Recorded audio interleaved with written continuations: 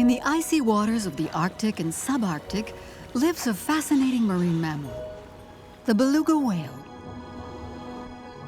But the beluga, or white whale, still holds some mystery for us. We knew very little about their habitats, behavior, and how they live.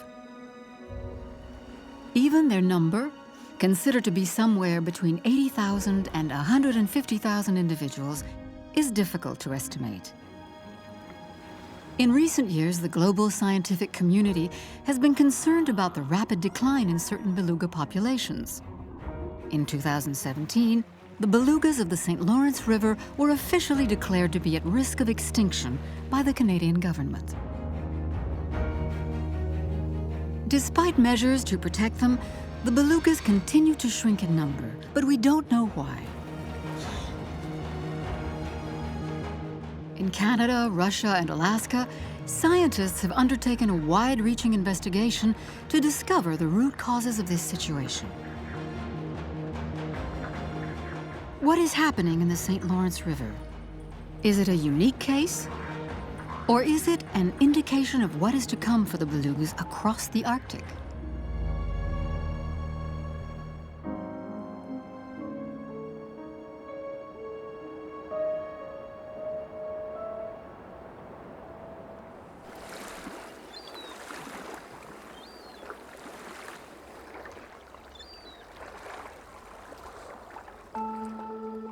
Robert Michaud is one of the world's leading experts on beluga whales.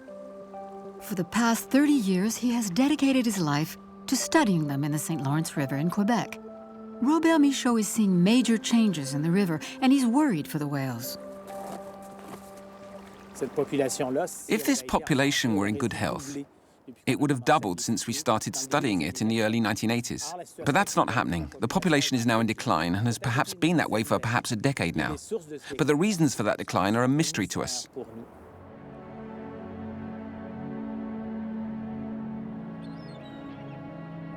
Tadoussac is a village in the heart of the St. Lawrence whale's summer residence.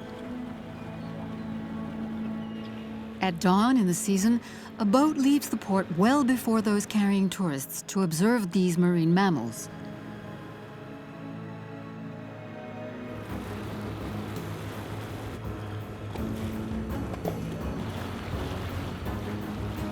On board are Robert Michaud, biologist Véronique Lesage, and technician Michel Moison.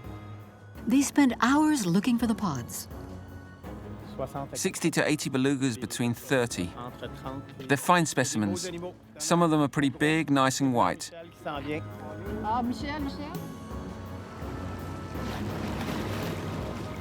Belugas are social animals that can live up to the age of 80. Their interactions are complex.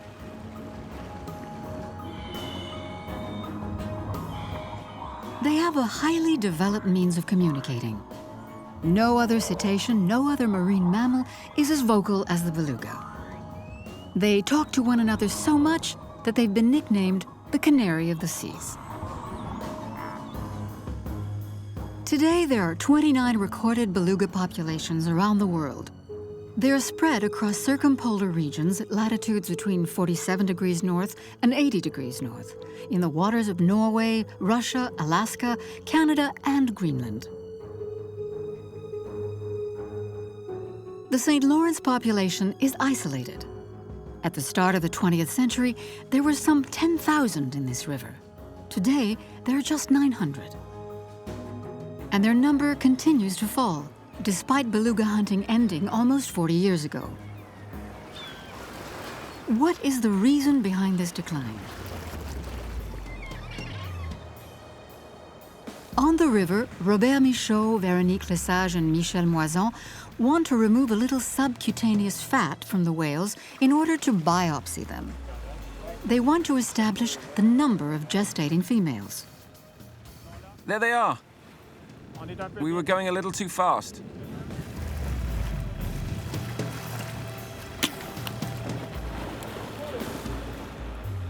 It's like a pregnancy test in the great outdoors. They're exploring one of the hypotheses that might explain the decline of this population. We did a major review in 2007 to try to understand why the belugas weren't re-establishing themselves. And there were lots of indications to suggest a problem with reproduction. Is it because the females aren't falling pregnant? Is it because once they are pregnant, they abort and the young don't survive? There are many questions to answer, but we need to tackle them systematically. So we decided to address this issue by starting at the beginning. Are the females conceiving? And that's what we're checking now. Based on other studies, we suppose that around 1/3 of female belugas should fall pregnant each year.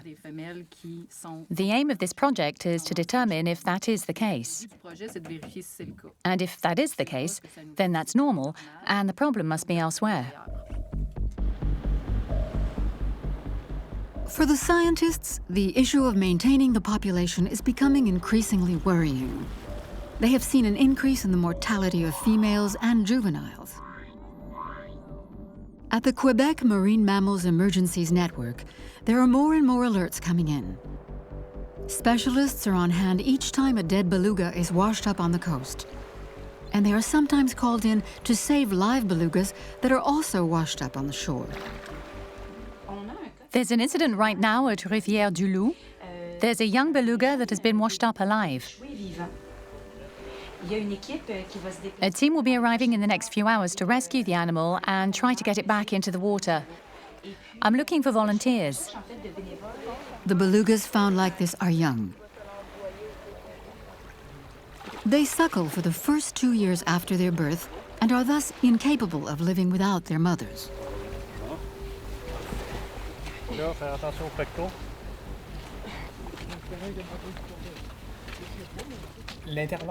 The intervention is based on a reasonable hypothesis that in a complex society like the belugas, females may adopt an orphaned young. This has been observed, very rarely, with other species. There have been rare incidences in related species such as dolphins. We've never seen it with belugas, but since 2008, we decided to take our chances.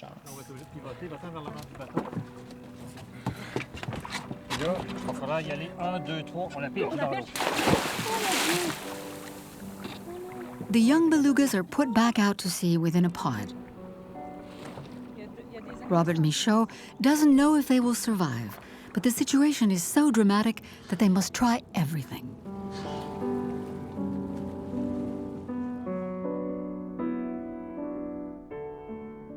Since 2008, the number of dead newborns found on the shore each year has been 6 times higher than during any of the 25 previous years. 2016 was a catastrophic year. 16 corpses were found, those of 6 newborns, 3 juveniles, and 7 adult females.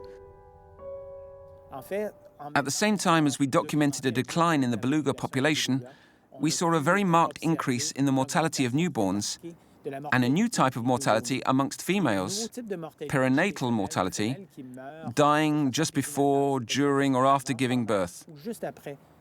So a large part of our efforts today are focused on understanding this phenomenon.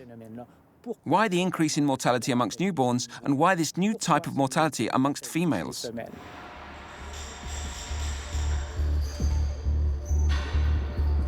The veterinary medicine faculty of the University of Montreal has a new corpse, that of an adult female. To understand why the belugas are dying, Stéphane Lair has autopsied around 230 of the 500 cadavers discovered on the banks of the St. Lawrence River over the past 35 years. This pathologist has noted a lowering in the average age of the dead females. He's also noticed that the many deaths were caused by complications during labor. Up until 2007, just 10% of females were pregnant when they died. But from 2011 onwards, this went up to almost 60%. The interesting thing here with the uterus is that there are 2 horns, and you can see fairly clearly here that there is an asymmetry in terms of the horns. And that is an indication that she gave birth within the last 3 weeks. So the big question we must ask ourselves is whether that birth was linked to her death. And I think the answer is yes. In the late 2000s, we started to see an increase in what are known as dystocia. A dystocia is a complication during birth. The female gives birth during the summer and she has a problem. She can't deliver the calf and she dies. Or, in some circumstances, she can deliver the calf after a very complicated birth, and the calf is very weak and will probably find it harder to follow its mother, and that will reduce its chances of survival. Birthing complications in wild animals are extremely rare, and with belugas, especially since the end of the 2000s, if you have young females dying, if you have calves that are dying, that's the recruitment potential for the future population. So it's a real problem. Females dying during labor, newborns left to fend for themselves and cannot. How can we explain this phenomenon? Scientists are growing increasingly interested in the quality of water in the river.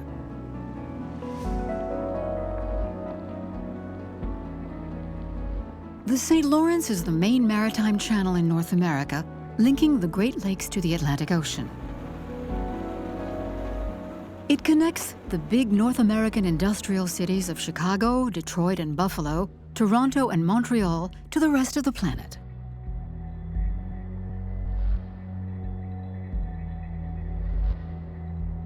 Urbanization, industrialization, and agriculture are putting constant pressure on the river, even if the belugas mainly live downstream in the area around Tadoussac, open into the Gulf of St. Lawrence.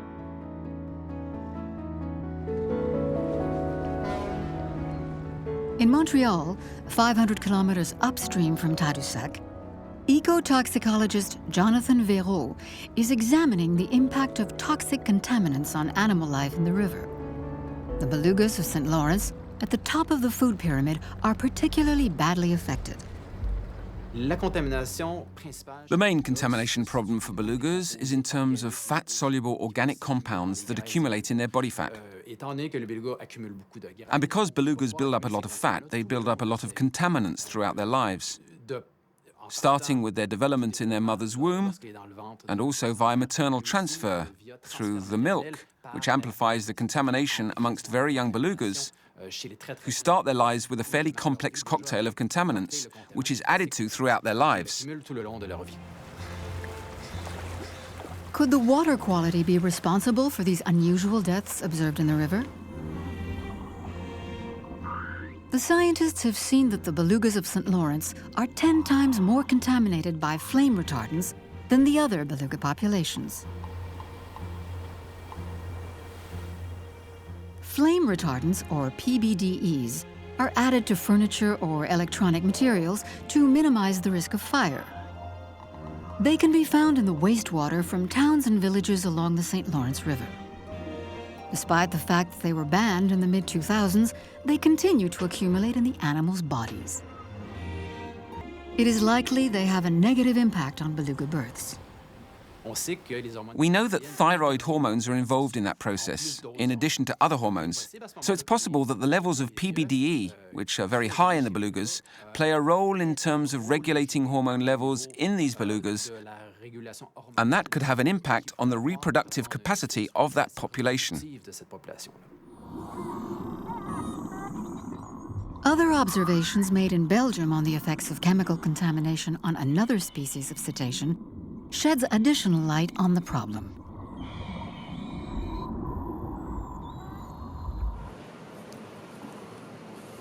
Many porpoises, marine mammals from the same family as belugas, were found washed up on the shores of the North Sea, which is highly polluted, like the St. Lawrence. Vet Thierry Joniot autopsied them all. He counted the scars marking the female's ovaries, with each scar corresponding to a birth. What you notice is that some female porpoises have very low birth rates and very high pollutant levels. Each time a female gestates, each reproductive cycle leaves a scar, and in theory this scar remains for the entire lifetime of the animal. And we have seen that some adult females have very few scars and demonstrate very high pollutant levels, while inversely, there are females with a great number of scars and fewer pollutants. High levels of pollutants could have a negative influence on the reproduction and birthing capability of the females and might explain their premature deaths. And the newborn, unable to survive alone, would then be condemned to die.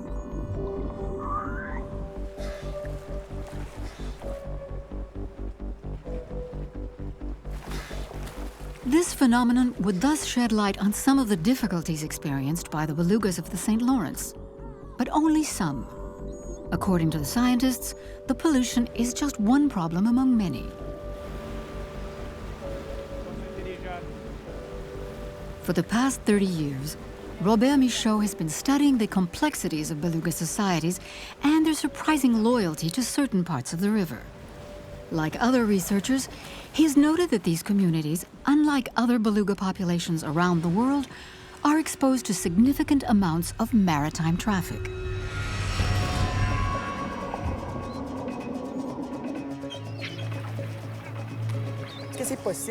Could it be that we're too noisy and that noise interferes with communication between the mothers and their young? Is it that the mothers spend more time looking for their calves and the calves spend more time looking for their mothers, which could lead to them expending additional energy? And in the current context, perhaps that's unsustainable. Could noise harm these belugas so much that it is contributing to their decline? A major discovery in this respect recently came out of Vancouver Aquarium. In the early 2000s, Valeria Vergara wrote a thesis on communication between belugas, these animals that live in pitch darkness for half of the year. When we think of marine mammals, especially cetaceans, we're dealing with animals that have a profoundly acoustic experience of the world. So belugas are as acoustic as we are visual. Sound is everything to them. Belugas use a huge range of sounds to find their food, locate openings in the ice, establish where the bank is, and avoid predators, all without light. Like bats, belugas produce series of sound waves using their melons. They travel until these hit an object or prey. These waves are then sent back as an echo, allowing the whale to determine the location, distance, speed, and size of the object ahead. Sound is critical to belugas. It's how these whales see in the dark. But sound also enables them to communicate with each other. To better understand this relationship between sound and communication, Valeria has spent thousands of hours recording belugas in the aquarium and has pinpointed one vital sound. To discover the key function of one of the calls, and not only the function, but a function that is essential to their survival, which is that of establishing contact between mothers and calves. So to be able to associate with certainty a sound to that function was really key in our understanding of the communication system of these species. Valeria Vergara has identified a unique sound, the function of which is to connect a mother to her calf. She calls it the contact call.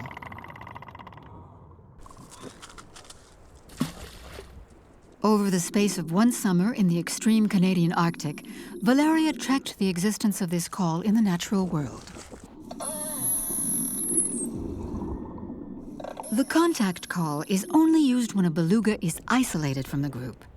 It's a survival call, the first one learned by a beluga during the long process of learning to communicate.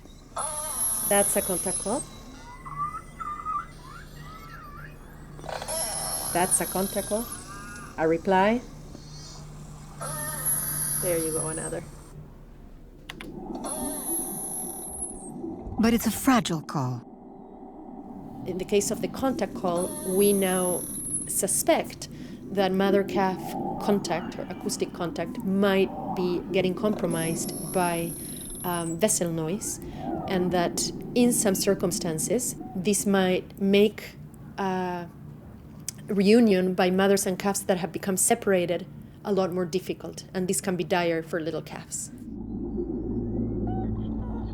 The scientists are thus wondering if sound can affect the link between mother and calf, and if that contact between them can be broken. But to find out, one must begin by understanding the nature of their relationship.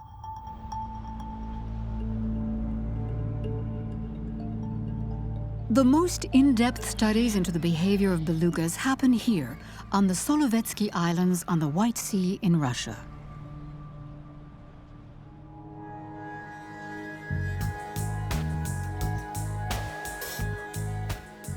It is 5 a.m. and biologist Vera Krasnova is striding out over the 2 kilometers separating her camp from a tower.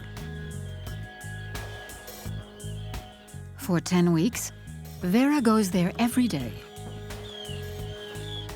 This is a unique place. The belugas swim less than 15 meters from the shore. They have a powerful attachment to this place and constantly come back here. In particular, the composition of the groups allows people to make observations here that are virtually impossible elsewhere.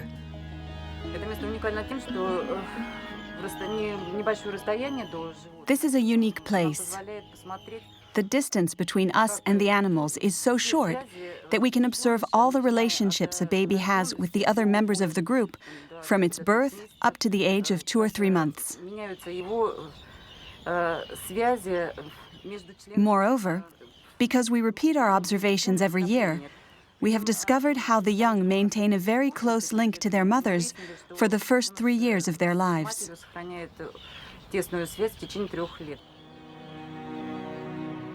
Vera Krasnova studies the growth of juveniles, how they eventually leave the group, the social difficulties they may have, and their capacity to overcome them through play.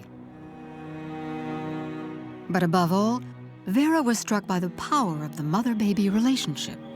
We were able to observe for the first time how a mother takes care of her young.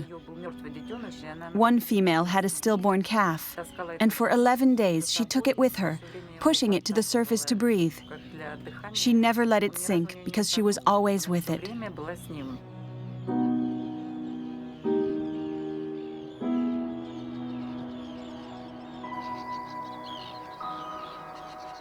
Roman Belikov is an acoustician.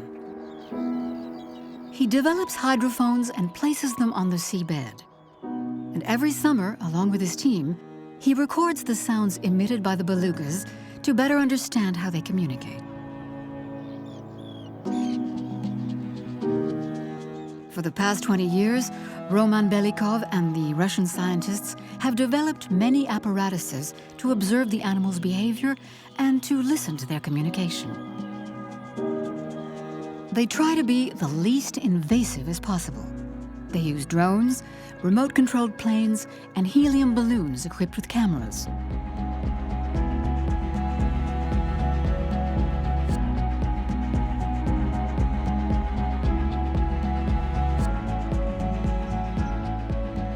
In the basic cabin he shares with the other scientists, Roman Belikov analyzes the behavior of the animals recorded by all their equipment. When we installed the sound recording equipment, our co-workers were astonished by the amazing quality of the echolocalization signals, although we didn't know what they were for. Our guess is that they use echolocalization not just to navigate or hunt, but to position themselves amongst their social group.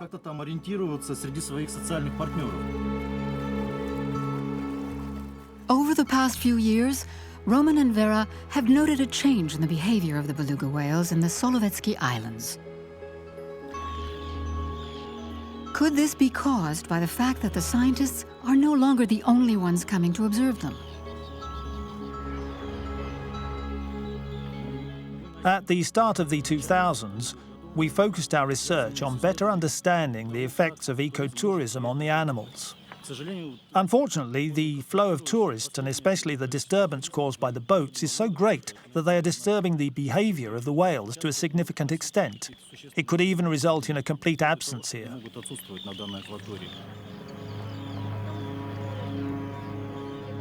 If the effects of tourism and noise is being felt in the Solovetsky Islands, what does that mean for the St. Lawrence River, where big ships emit up to 180 decibels?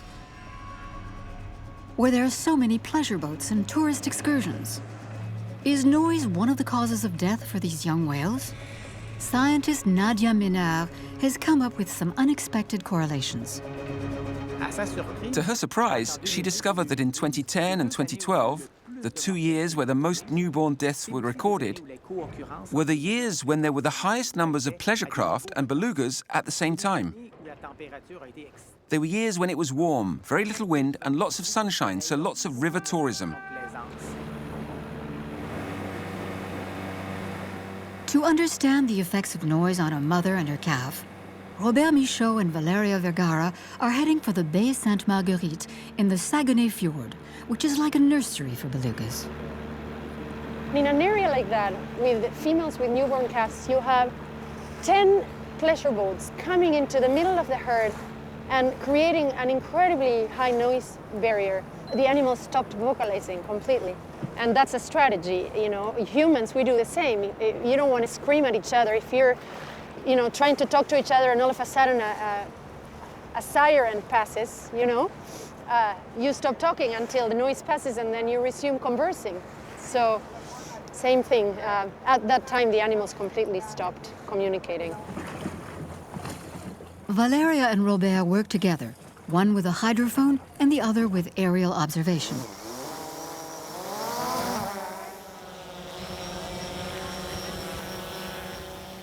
By combining sound and image, they want to see if the behavior of the whales is affected by the level of sound to which they are exposed.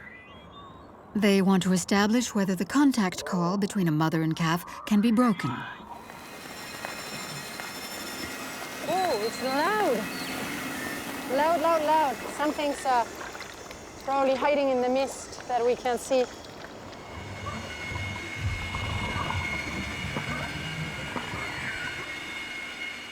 After synchronizing the sounds recorded near Tadoussac with the aerial footage, they see that the noise that can be heard was coming from a ferry at the entrance to the Saguenay Fjord, an area through which the belugas are obliged to swim. We're a kilometre above the ferry line, and we can hear it very clearly. Valeria described it as like entering a dark tunnel. For us, it's a decision that we would weigh up and evaluate the risk.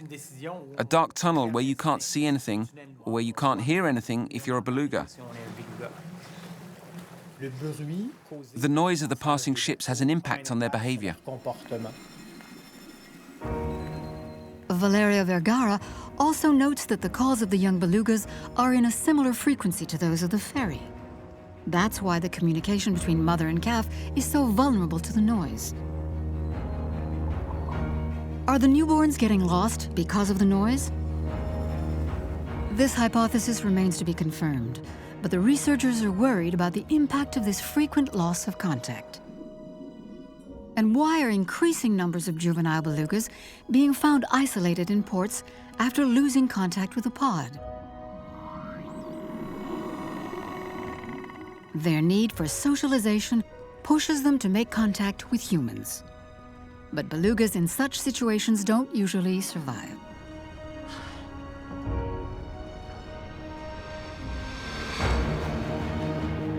Noise is a significant stress factor in the environment around St. Lawrence.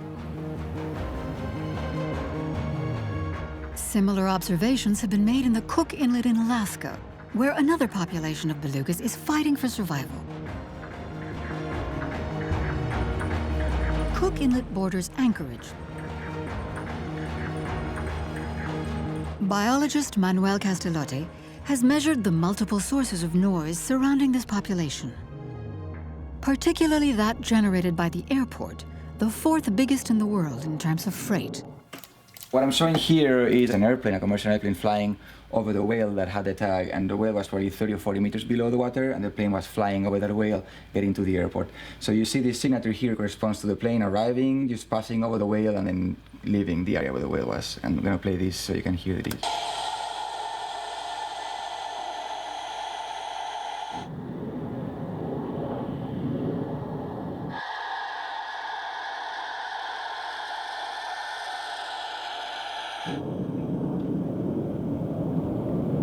So the problem with this type of noise is that even if it's only a few seconds, it would only affect the behavior of the whale for a little bit. The problem is that planes overflying Cook Inlet are happening, in the probably 50 to 100 planes per day, so you have very short, acute noise occurrence, but it's happening many times through the day. So it's accumulation of potential disturbance that could affect the success for feeding, or success for socializing, or mating, or group cohesion, or mother-calf communication. So even if it's short, because it's happening very often, it could be very problematic. Although noise may be a problem, it is not the only threat facing the belugas here. The increase of salinity of the water in some parts of Cook Inlet is disturbing the habitat of the salmon. And salmon is the main source of food for belugas. Is food playing a role in the decline of the belugas, whether in Cook Inlet or in the St. Lawrence River? Scientists are wondering.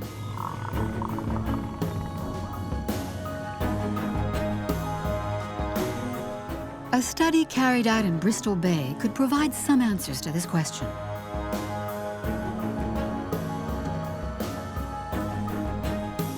Bristol Bay is a large bay in the southwestern part of Alaska, open onto the Bering Sea. 3,000 belugas live here in a healthy, growing population. For more than a decade, scientists have been traveling here to study them. With the support of local guides, Manuel Castellotti is carrying out research into acoustics and their link to the belugas' feeding. He is joined by audiometry expert Aran Mooney and Russ Andrews, a specialist in telemetric tags.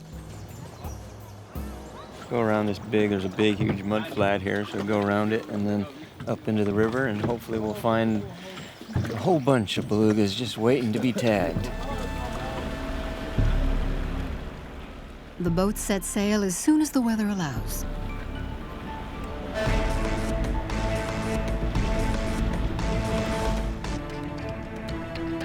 My main interest is the feeding behavior of these beluga whales. And so we have this group of Rod and Manol, Aaron and Lori and I that are all interested in the movements and the feeding behavior of these whales. And one of the ways that we're doing that is by putting on biotelemetry instruments.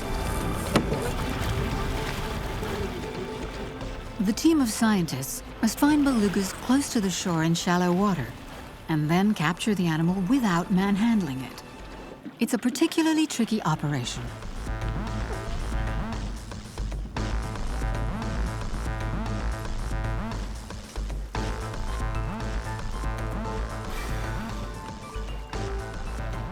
Then a full medical is taken, with a battery of blood tests, measurements, exhalation and skin samples, and biopsies.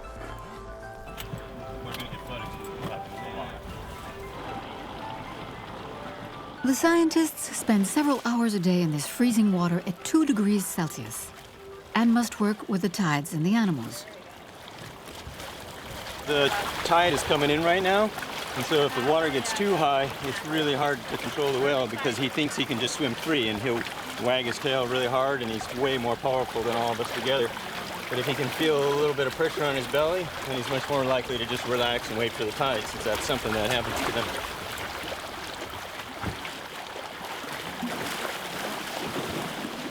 Bristol Bay has become a huge laboratory for collecting data.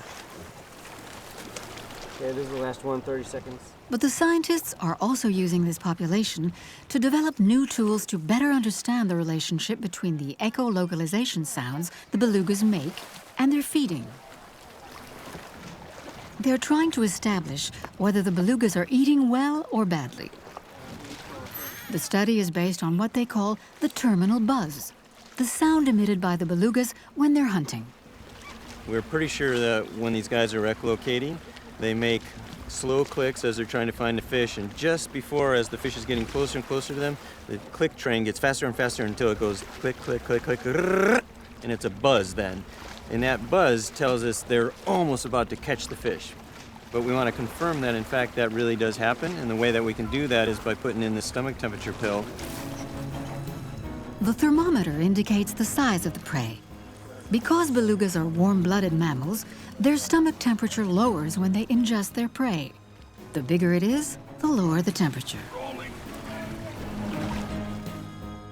The thermometer is linked to a permanent transmitter that records temperature variations in the stomach along with the whale's location. But it only uploads information via satellite when the animal is on the surface. A second transmitter records the echolocation sounds the beluga makes, the clicks it sends to its prey, and the echoes sent back. It also records its movements, accelerations, speed, and depth. That beacon fixed to the animal's body using suction pads is temporary and only functions for 48 hours. That's the stomach temperature pill. This is the transmitting device, and then this is a little natural rubber U-shaped thing to make it less likely in the beginning until this epoxy that's holding this string on breaks, and then the whole thing will fall apart and she'll be able to spit it out really quickly. So right now we're going to get ready. We're going to insert this into the stomach of the whale, and then we're going to attach the satellite tag, and then we'll be off in business.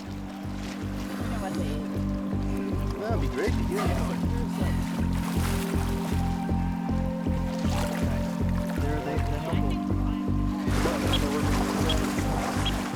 The scientists now have around 48 hours to find the temporary transmitter, the key element in this study into the beluga's eating habits.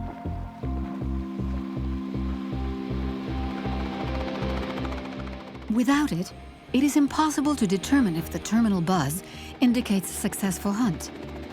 It's a race against the clock.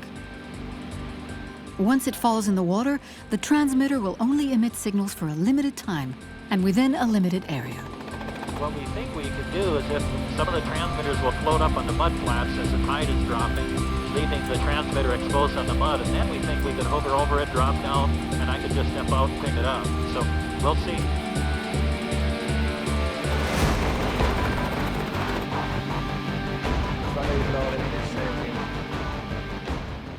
The tides, the channels, and the mudflats mean that the scientists don't always find the transmitters.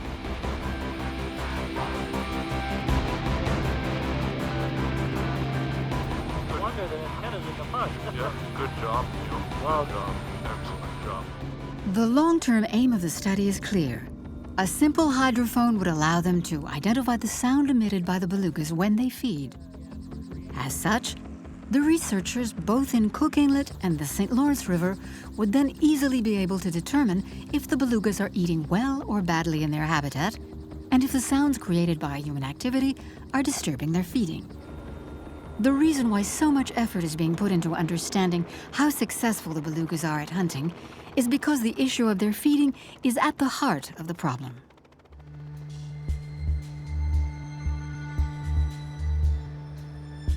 The Maurice Lamontagne Institute on the banks of the St. Lawrence is home to the top specialists on this river and its fish resources in particular.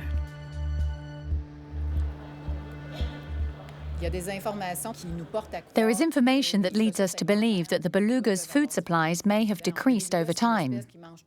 Belugas eat all kinds of things, but they depend a great deal on deep water fish. We know that deep water fish stocks underwent a massive decline during the 1990s, and that quantity of food was never replaced by anything else. Since 1992, various regulations have been introduced to prevent the overfishing, which so reduced stocks in the Gulf of St. Lawrence. But the stocks of fish that is potential food for the belugas are struggling to reach their former levels.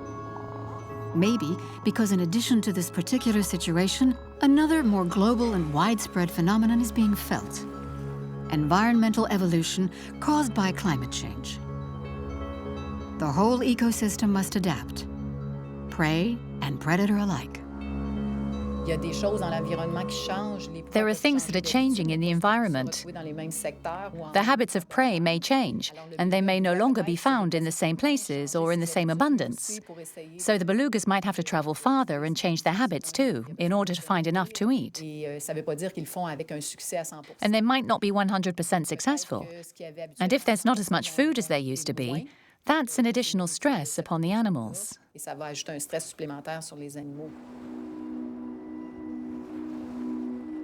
What is the effect of climate change on the belugas and on their food in particular? To find out, one must understand the habits of the whales in the St. Lawrence River. Year after year, Robert Michaud travels up and down the river to study their behavior. He follows their movements and identifies them. His photo identification work enables him to better understand the link that binds them to their seasonal habits. 3:30 p.m. up to 3:80. Photo of a group of two whites. There's a big gash out of one of them.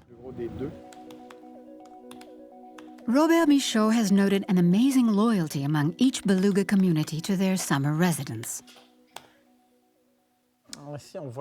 Here you can see the entire history of Miss Frontenac on this page. Here is the first encounter in 2004. And in 2015, Miss Frontenac was accompanied by a bleuvet, a young calf. You can also reconstruct her history by mapping all the sightings of Miss Frontenac since she was born in 2004 through to 2016. And you can see the outline of her territory, which corresponds exactly to that of the Saguenay pod. We can see that our female here has almost never been spotted along the south bank within the limits of the south bank pod.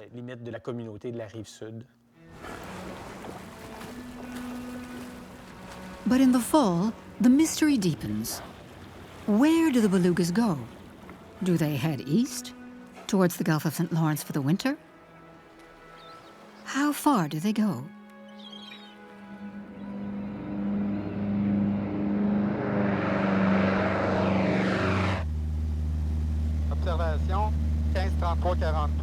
The researchers are able to follow some of the migration towards the Gulf, but they don't see all the whales.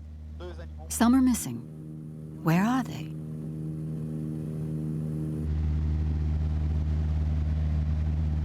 And above all, what happens in winter? Are the belugas more affected during this season than in summer? Is it harder for them to find food?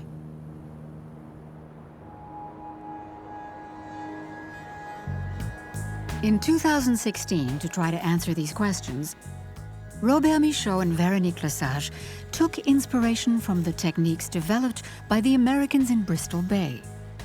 For 6 weeks, they try to attach transmitters in order to study the belugas' winter movements and discover the zones where they feed. But in the St. Lawrence River, it's out of the question to capture any of the animals, given the fragility of the population. The transmitters need to be fixed remotely. It's a very tricky operation. We're focusing on whales no further than 7 meters from the boat, which is very close. It's outside of their comfort zone. And the target is the beluga's small dorsal fin, an area 20 centimeters by 7. Okay, he's come by. He's good. We're still a little too far out. Move in a little. He's starting to come up. They've gone. They need to be very patient. Days go by without even firing a single shot.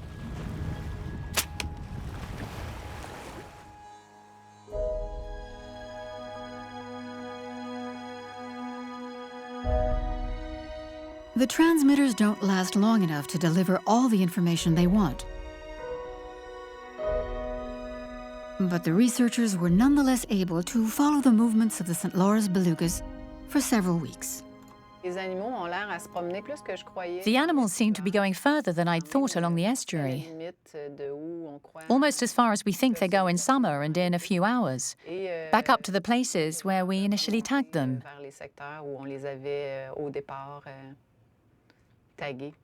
It's very interesting. We don't have much data, but their movements are very interesting to see.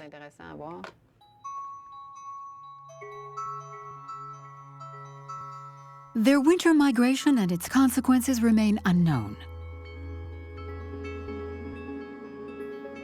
But changes observed in the river, mainly the shrinking ice, suggest that the effects of the winter on the belugas are real.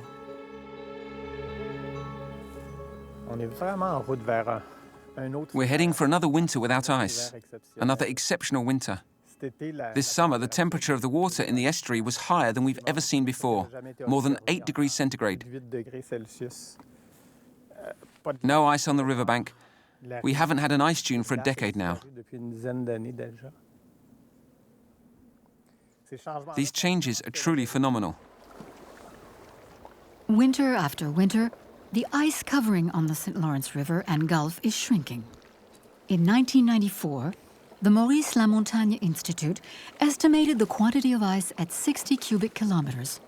In 2010, it was 8. If the ice is disappearing from the beluga's winter habitat, it's difficult to imagine the consequences. But because one of the roles of the ice seems to be as a shelter during winter, and also maybe as a store cupboard, or a place where they know they can easily find food, it's possible that there is a significant long-term energy cost.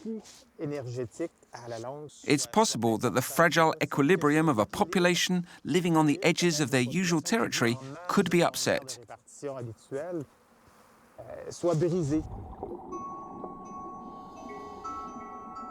In the St. Lawrence River, it's all about understanding the balance between an animal and its environment. Michael Scarra, researcher into biological and chemical oceanography at the Maurice Lamontagne Institute, has spent the last 25 years analyzing the waters off the coast of Rimouski. His measurements have provided him with a fairly clear picture of how the river's changing. The oceanographic environment in the St. Lawrence is changing. We have good indications of this happening, of increasing temperatures in the bottom water, of increasing nutrients that are being brought into the system, of long-term changes over the space of the last decade or two in terms of the composition of the plankton community. These changes are not yet large, but there is a trend. Will that trend persist? Is it a cycle? There's a question mark there. And what the effects of that are going to be in the long run on the beluga whale, there's a question mark there as well.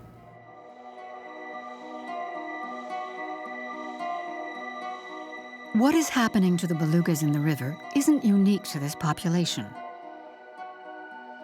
It's just that they are the first white whales to be affected by the changes that are happening in the Arctic. The reasons why the St. Lawrence belugas are in decline could be many. Climate change, food, noise, and pollution are some of the main problems facing this species, whose very existence is under threat. Which raises a big question. Are the St. Lawrence belugas on the brink of extinction? Using the results of recent research, the Canadian scientists, with the help of American and European researchers, have defined an action plan to save the belugas of the St. Lawrence River. The model shows that despite the significant effects of climate change and the melting ice on the whale population, by working to reduce contamination and noise and to increase sources of food, we can reverse the trend and help them re-establish themselves. If we work on just one of these stress factors, we won't succeed.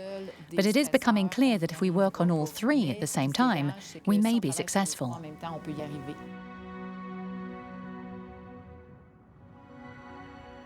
The effects of action taken today to protect the belugas won't be seen for a century. It's only in 100 years' time that we will be able to say if we did the right thing or not. When you're working in conservation, when you think about conservation, you shouldn't be thinking about tomorrow. You should be thinking about the future, a future that's a long time away. These animals have lived in the St. Lawrence River for at least 10,000 or 12,000 years, and their survival is threatened by our behavior today. But what we do today can guarantee them a future for decades to come.